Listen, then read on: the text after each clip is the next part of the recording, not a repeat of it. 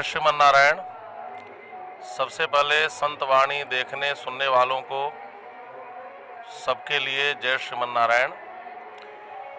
जैसा कि अभी आप पूछ रहे थे कि मकर संक्रांति का महत्व क्या है और माघ मेला का वैशिष्ट्य क्या है। देखिए, हमारे यहाँ मकर संक्रांति का हमारे शास्त्रों में खूब महत्व बताया गया है। गोस्वामी श्री तुलसीदास जी महाराज कहते हैं, माघ मकरगत रवि जब होई, तीरथ पति ही आव सब कोई। भगवान सूर्य जब माघ के महीने में मकर राशि में स्थित होते हैं तो यह पक्ष, यह अवसर अतिशय पवित्रतम माना जाता है और इस समय संगम स्नान का बहुत बड़ा महत्व, बहुत बड़ा महात्म्य हमारे शास्त्रों में बताया गया है। जैसा कि इस महीने का नाम ही है माघ। अघ माने होता है पाप, उस पाप को अघ कहते हैं। न हन्यते भोगम बिना, मतलब एक ऐसा पाप है जो बिना भोगे नष्ट नहीं होता। लेकिन माँ अघ, जहां आकर के जिस महीने में यदि हम मकर संक्रांति को स्नान करते हैं तो उस प्रकार का पाप भी नष्ट हो जाता है जो बिना भोगे नष्ट नहीं होता। तो ये तो सबसे बड़ा महत्व है यहाँ के स्नान का। वैसे भी स्नान हमारे यहाँ शुचिता पवित्रता का सबसे बड़ा साधन माना जाता है।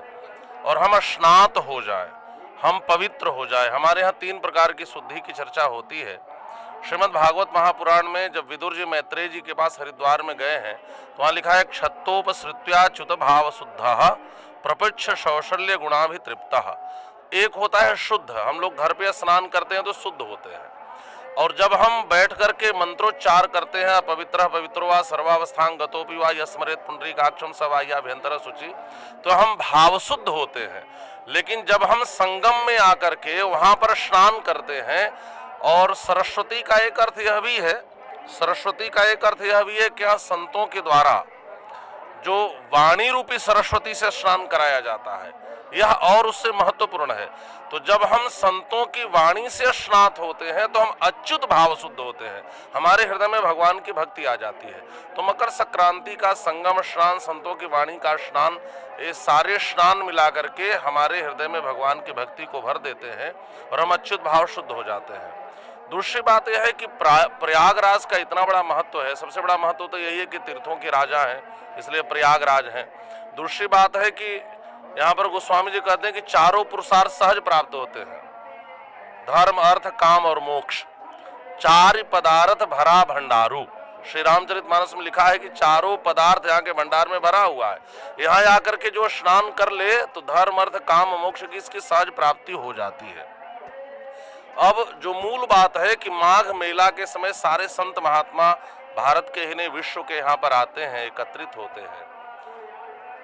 यह किस लिए, इसका उद्देश्य क्या रहा होगा, इस माघ मेला के प्रति इस संतों का एकत्रीकरण, इसके पीछे का उद्देश्य क्या रहा होगा, तो आप इस पर चिंतन कर सकते हैं, विचार कर सकते हैं। उद्देश्य यह था कि सनातन धर्म का अभिवर्धन कैसे हो, सनातन धर्म का प्रचार कैसे हो, इस सनातन धर्म की प्रतिष्ठा कैसे हो।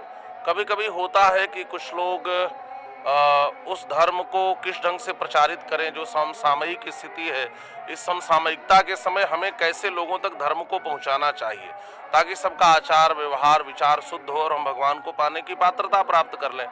तो एक प्रकार से चिंतन शिविर है, दुनिया के सारे संत एकत्रित होते हैं और हम सब मिल करके, ये सब जितने सम्मेलन होते हैं इसमें चिंतन होता है कि हम सनातन धर्म को कैसे प्रतिष्ठापित किए रहें और फिर यह सनातन धर्म सब जन जन तक कैसे पहुंचेगा। और फिर 1 महीने हम लोग चिंतन करते हैं, एक निष्कर्ष निकालते हैं और फिर 11 महीने संत लोग भ्रमण करके उस सनातन धर्म को प्रतिष्ठित करते हैं। और आनंद की बात यह है कि सनातन धर्म संघ का यह शिविर भी है जहां हम लोग उपस्थित हुए हैं और हमारे पूज्य आचार्य चरण डॉक्टर श्री कौशल प्रभुनाचार्य जी हमारे पास में बैठे हैं। तो यहाँ मैं भी आया हूँ और आज से यहाँ श्रीमद् भागवत कथा ज्ञान यज्ञ का प्रसारण होगा।